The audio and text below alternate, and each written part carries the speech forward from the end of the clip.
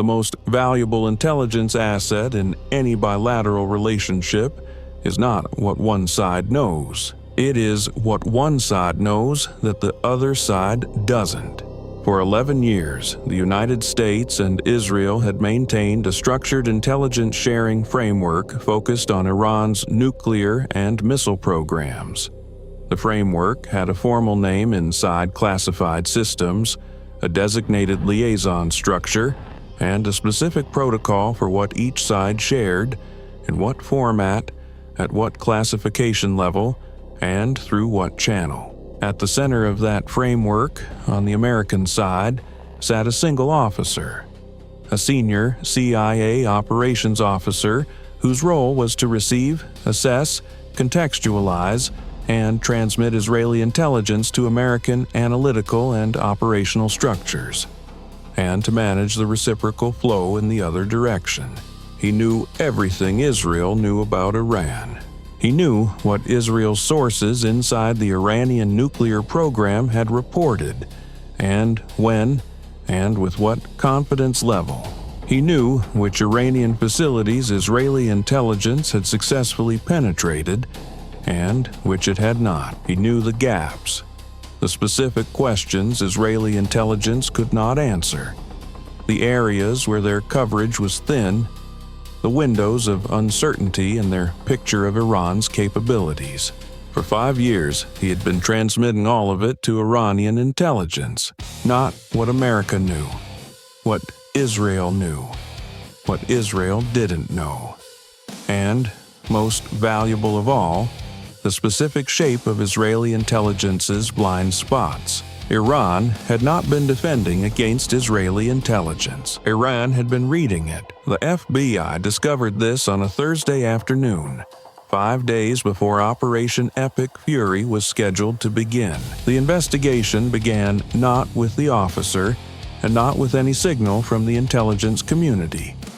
It began with a defector, an Iranian intelligence officer, a mid-level IRGC Quds Force analyst who had spent 12 years working in the directorate responsible for counterintelligence operations against Western services, had made contact with the CIA through a third-country intermediary 8 months prior. His defection had been processed, assessed, and his information integrated into the CIA's Iran holdings over a period of 6 months. Most of what he provided was historical. Operational details about past IRGC counterintelligence activities, personnel structures within the Quds Force Intelligence Directorate, methodologies for monitoring the Iranian diaspora in Western countries. Useful, important in its place, but historical. On one subject, however, his information was neither historical nor peripheral. He described in his fourth debriefing session a specific classified intelligence product that he had personally reviewed inside IRGC headquarters. The product was a compiled assessment, updated quarterly, of Israeli intelligence's coverage of Iran's nuclear program, not an Iranian assessment of Israeli capabilities derived from Iranian collection. A direct summary of Israeli intelligence reporting, accurately reflecting Israeli sources, access levels, and analytical conclusions. The accuracy of what he described was assessed by CIA analysts as extraordinary. The specific details he recalled, particular source access categories, specific collection windows, analytical framings that matched classified Israeli reports the CIA had received, were not the kind of details that could be reconstructed from open sources, signals intelligence, or even high-quality Iranian penetration of Israeli institutions. The level of accuracy suggested something more direct. It suggested that Iran had, at some point in the preceding years, received actual Israeli intelligence products, or detailed summaries of them, from someone with direct access to Israeli intelligence reporting as provided to the United States. The CIA's Counterintelligence Division opened a formal review on day 1. By day 3, the The review had narrowed to a pool of 8 individuals, the complete set of personnel who had held the CIA Israeli liaison function over the relevant time period.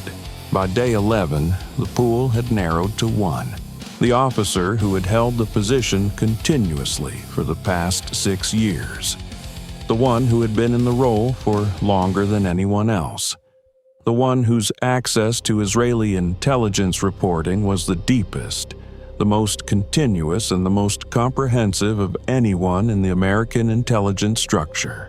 The FBI's Counterintelligence Division was notified. A joint investigation was opened under the designation Mirror Glass. Access was limited to 9 people. The officer was placed under full surveillance without any alteration to his access, his duties, or any aspect of his professional environment that he could observe. He had no idea anyone was watching. He had been careful for 5 years. He had no reason to think that had changed. What the surveillance established in the first 14 days was, in the assessment of the FBI counterintelligence team lead, the most methodically constructed long-term espionage operation they had encountered in a domestic investigation. The officer had maintained near-perfect operational security for 5 years. No unexplained travel. No lifestyle inconsistencies detectable through standard financial review. His compensation from the Iranian side had been structured as a series of real estate investment returns through a legitimate-appearing property holding company in Cyprus, producing income streams that, while above what his CIA salary would support alone, were within the range that a competent financial review could attribute to inherited assets and investment success. No foreign contacts of concern in any documented communication. No meetings with individuals connected to any Iranian-linked network in any FBI or CIA database. No behavioral anomalies flagged by any of the colleagues, supervisors, or security personnel who had worked alongside him.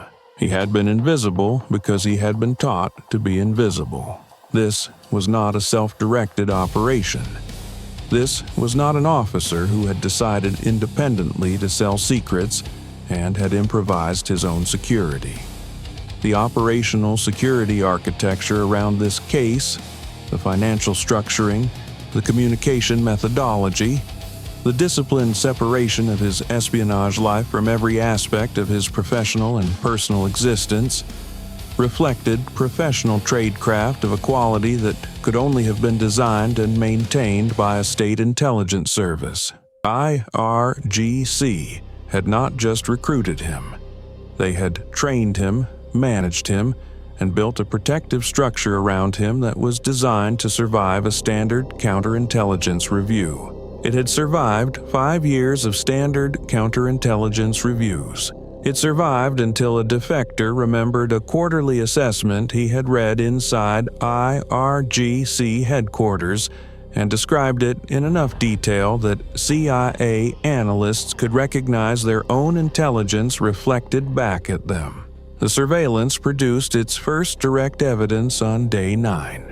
The officer accessed a specific compartmented Israeli intelligence report, a recently received assessment of suspected Iranian centrifuge procurement activity, sourced from an Israeli human intelligence asset with access to Iranian procurement networks. The report had been received by the CIA through the liaison channel 4 days prior. It was marked as Israeli-sourced, compartmented, and restricted to liaison function personnel. 41 hours after the officer accessed the report, the surveillance team detected an outbound transmission from a device that the officer had never used in any monitored context, a device that had not appeared in any prior surveillance of his activities. The transmission was brief, encrypted, and routed through an anonymizing relay chain. The NSA technical team assigned to Mirror Glass spent 18 hours partially decrypting the transmission. What they recovered was not the full report. It was a summary, accurate, precise, structured in a format consistent with regular reporting rather than a one-time communication. Of the Israeli assessment's key findings, source access level, and the specific gaps in Israeli coverage that the assessment implicitly revealed. He was not just passing intelligence. He was passing intelligence in a format that suggested regular, structured reporting, a standing relationship, a discipline of collection and transmission that had been running for years. The device used for the transmission had been purchased with cash and had never before generated any signal that any monitoring system had associated with the officer. He had carried it, unused and silent, for an unknown period, activating it only when he had material to transmit, then silencing it again. It was the 9th transmission event the surveillance team was able to subsequently attribute to that device through retrospective analysis of historical cell signal data. 9 transmissions. The first dated to 26 months before the current investigation. All from the same device. All following the same routing architecture. 26 months of documented transmission events, 5 years of assessed operational activity. Israel did not yet know. The decision about when and how to notify Israeli intelligence was one of the most sensitive elements of the mirror glass investigation. Israel was both the subject of the compromise, their intelligence had been the primary product being passed, and a necessary operational partner in understanding the full extent of the damage. The Israeli intelligence products that the officer had accessed over 6 years were not all held in American systems. Some existed only in Israeli systems. Understanding what had been compromised required Israeli participation, but notifying Israel before the investigation had fully mapped the officer's operation and identified his Iranian handlers created risk. Israeli counterintelligence services, operating on their own timeline and with their own operational priorities, might move against Iranian assets in ways that alerted IRGC that the officer had been identified, burning the investigation before American arrests could be executed. The FBI and CIA agreed on a notification protocol. Israel would be informed at the moment the arrest operation was authorized, simultaneously with the execution of the arrest, giving Israeli counterintelligence the information they needed to assess their own exposure while removing the risk of premature action. That protocol required that the full American investigation be completed without Israeli knowledge. It required the CIA to conduct a damage assessment of Israeli intelligence products, assessing what had been compromised across 6 years of liaison reporting, without being able to ask the Israeli side which of their sources might now be at risk. It required, in short, that America assess the damage done to an ally's intelligence assets without telling that ally it was doing so. The damage assessment ran concurrently with the operational phase of the investigation. It was the most somber component of mirror glass, what it found. Over 6 years of access to Israeli intelligence reporting through the liaison channel, the officer had transmitted, based on the 9 documented transmission events and a reconstruction of his access patterns across the compartmented system, summaries of at least 31 Israeli intelligence products. Products covering source reporting from inside Iran's nuclear program, its missile development infrastructure, and its procurement networks for controlled materials. The products did not directly identify Israeli sources by name.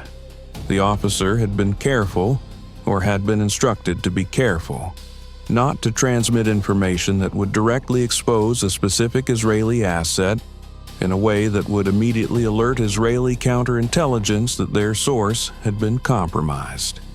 Instead, the transmissions had focused on what sources reported and on the structural characteristics of Israeli coverage.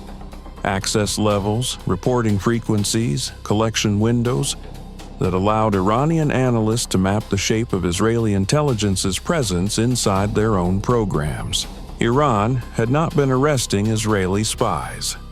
Iran had been managing them, knowing what they reported, knowing what they missed, knowing exactly where the gaps were that Israel wasn't filling.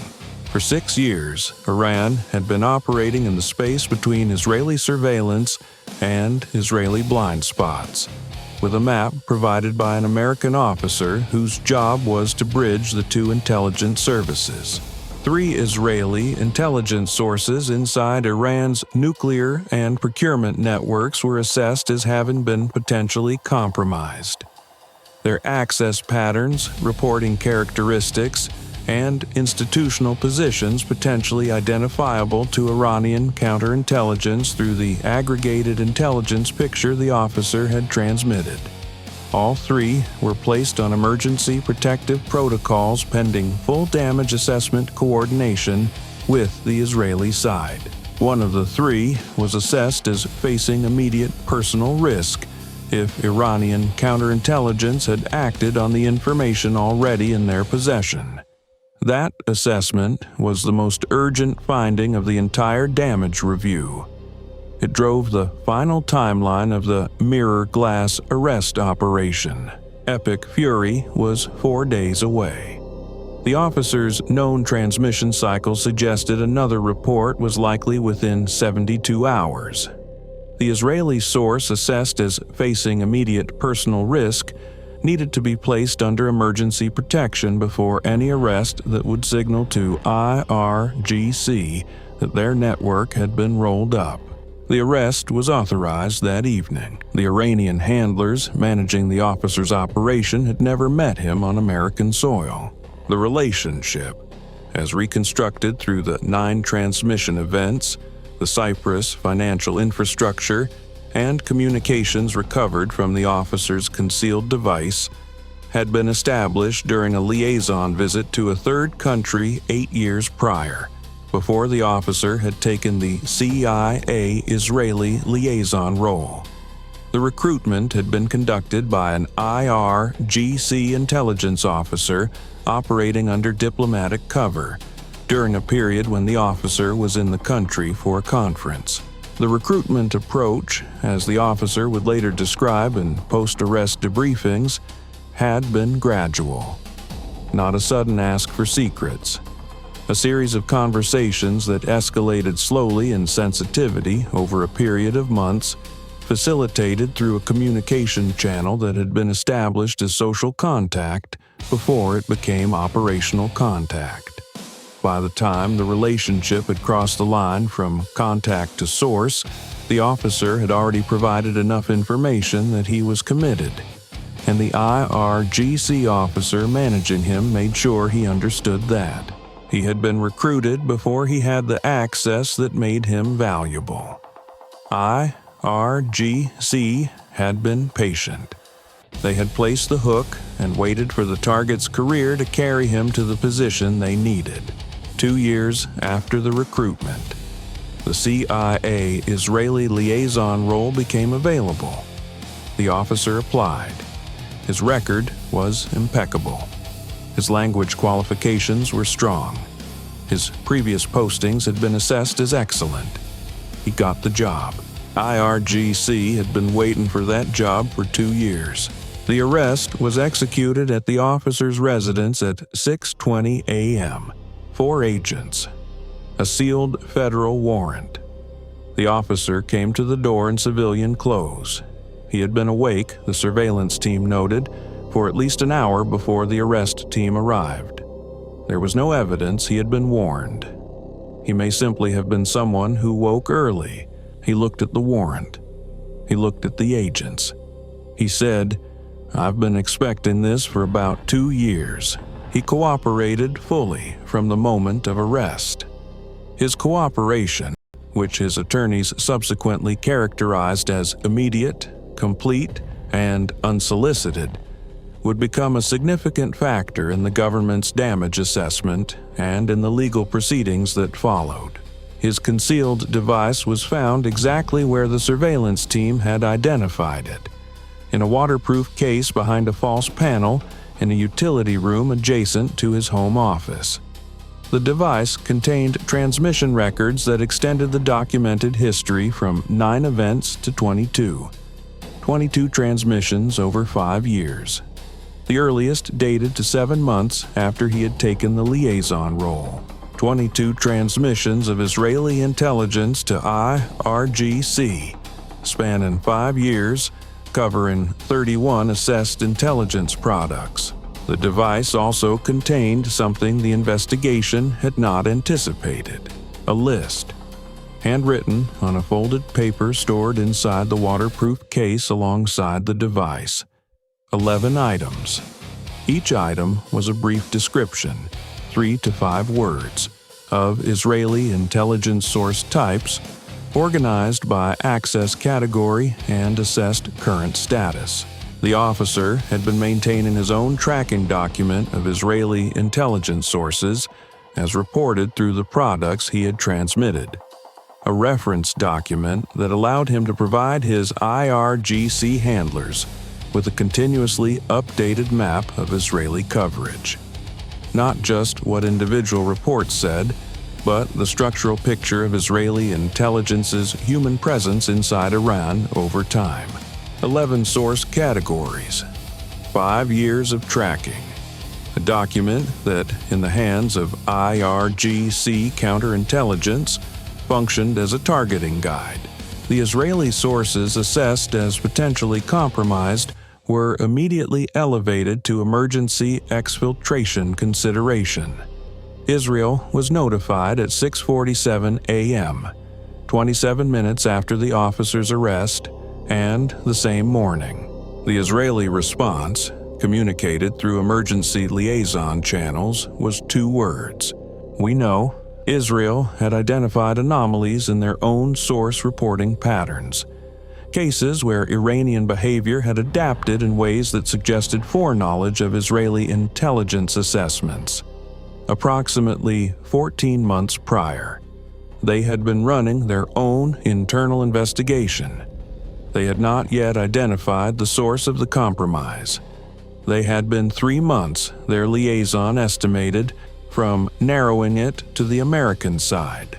The 2 investigations had been running in parallel, on opposite sides of the same secret, for 14 months. They concluded on the same morning. The 3 Israeli sources assessed as facing potential compromise were managed through emergency protocols coordinated between CIA and Israeli intelligence over the 72 hours following the arrest. The details of those protocols are classified. What is acknowledged, all 3 sources were accounted for. Their current status is not publicly disclosed. The Israeli source assessed as facing the most immediate personal risk, the one the damage assessment had identified as potentially identifiable through the aggregated intelligence picture the officer had transmitted, required the most urgent protective action.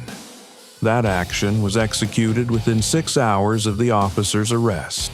The source is alive. Epic Fury proceeded on its original timeline. The operational framework had not been compromised through the liaison channel. The officer's access had been to Israeli intelligence products, not to the operational planning documentation of Epic Fury itself. What Iran had received through the liaison compromise was strategic intelligence about Israeli capabilities and sources, not the operational architecture of the American strike planning. What Iran had done with that strategic intelligence, whether it had informed Iranian defensive positioning, whether it had shaped Iranian assessment of American and Israeli operational coordination going into Epic Fury, was a question the damage assessment addressed at length. The conclusion: Iran had used the liaison intelligence to manage its relationship with Israeli intelligence collection, not to prepare specifically for Epic Fury. The operational security of Epic Fury's planning had not been penetrated through this channel. It had been penetrated through other channels. That is a different investigation. Federal charges were filed within 30 days of the arrest. The officer faced espionage under 18 U.S.C.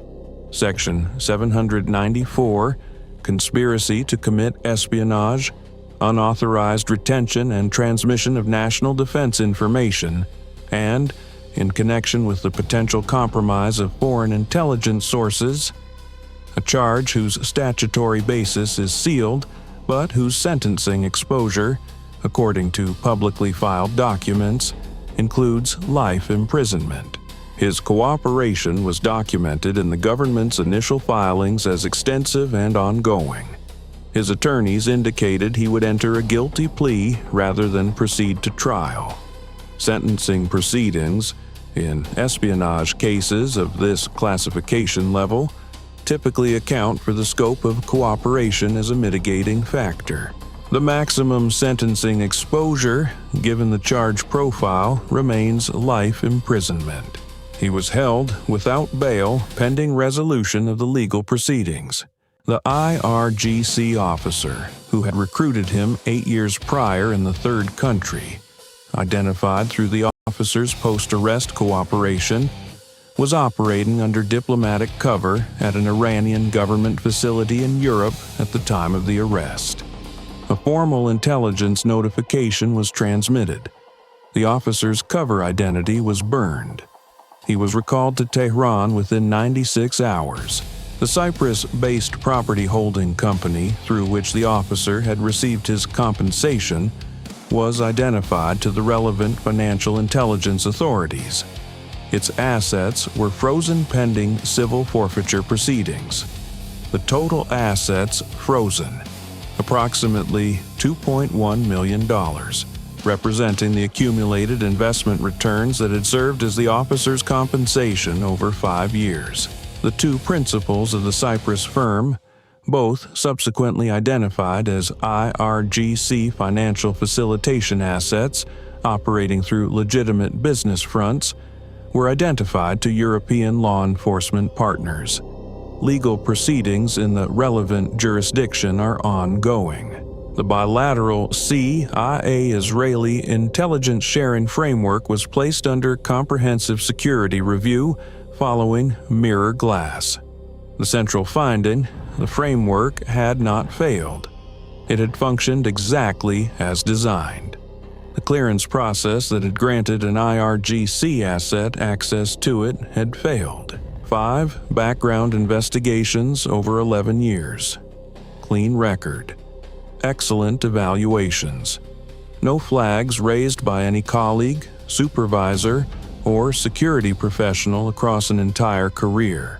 The IRGC had invested 8 years in a recruitment that took 2 more years to reach its target position, then managed and protected that asset for 5 years inside one of the most sensitive intelligence liaison relationships in the American intelligence community. The patience of that investment, recruiting before the access existed, waiting while career developed, building protection that survived repeated security reviews, is the element the counterintelligence community will study for years. Not because it was unique, because it worked for so long, and because it was stopped not by the system designed to stop it, but by a defector who had read the right quarterly assessment inside IRGC headquarters and remembered enough detail for CIA analysts to recognize their allies' intelligence reflected back at them. The system did not catch him. A defector's memory did. 5 years. Documented operational period as an active IRGC asset. 22. Documented transmission events to IRGC. 31. Israeli intelligence products summarized and transmitted. 3. Israeli sources assessed as potentially compromised. 8. Years between IRGC recruitment and the officer reaching the target position. $2.1 million. Total compensation through the Cyprus financial infrastructure. 14 months. The parallel period Israeli internal investigation had been running alongside the American one, on opposite sides of the same secret. 27. Minutes between the officer's arrest and Israeli intelligence being notified. 1 defector. 1 quarterly assessment. 1 debriefing session. That is how a 5-year penetration of one of America's most sensitive intelligence relationships was stopped. Not by the system designed to stop it. By one person in a debriefing room who remembered something he had read. 1 defector. 1 memory. 1 Thursday afternoon. That was enough.